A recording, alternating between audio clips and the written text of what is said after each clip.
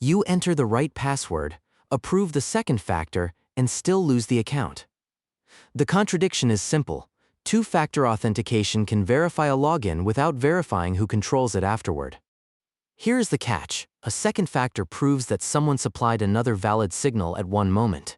It does not automatically prove that the website, request, or resulting session is trustworthy. The most revealing attack is real-time phishing. A convincing fake page stands between you and the real service, relaying each login step quickly enough to make everything appear normal. Your phone generates a legitimate code, but if you type it into the imposter page, the attacker can relay that same short-lived proof before it expires. Nothing was mathematically cracked.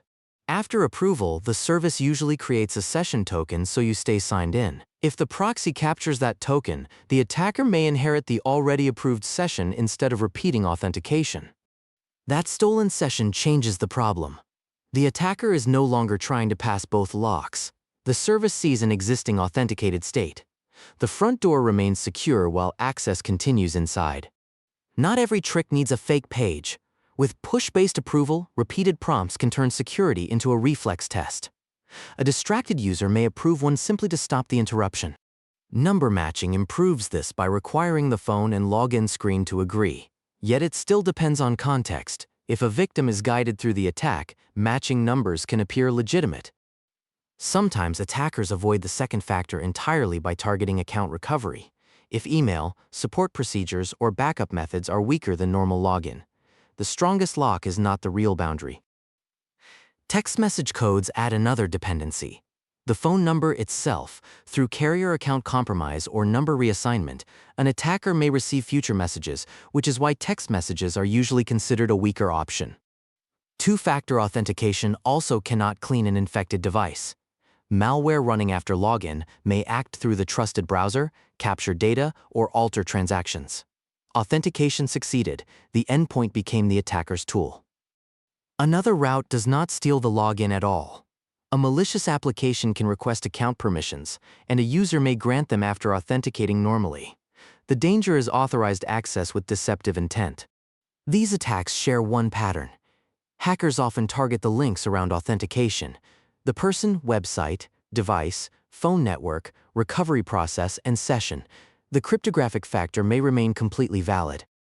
The strongest improvement is phishing-resistant authentication, such as passkeys or security keys. Instead of giving you a secret to relay, the device proves possession specifically to the legitimate website. The crucial feature is website binding. A proof made for the genuine domain will not validate for a lookalike domain. The fake page can relay messages, but it cannot change what was signed. Where passkeys are unavailable, improve the second factor and its context. Prefer an authenticator or hardware key over text messages, enable number matching, and reject any prompt you did not initiate. Then reinforce the paths that bypass normal login. Secure the recovery email, add a carrier account lock when available, store backup codes offline, and review which applications already have account access. Services can reduce the damage too.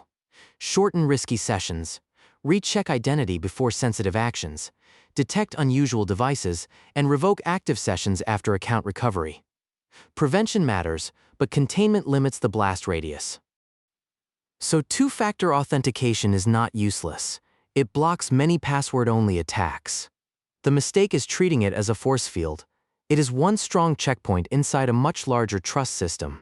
The final lesson is this: a second factor can prove that you approved something. Safer authentication also proves where that approval belongs, protects what happens next, and gives you a way to recover.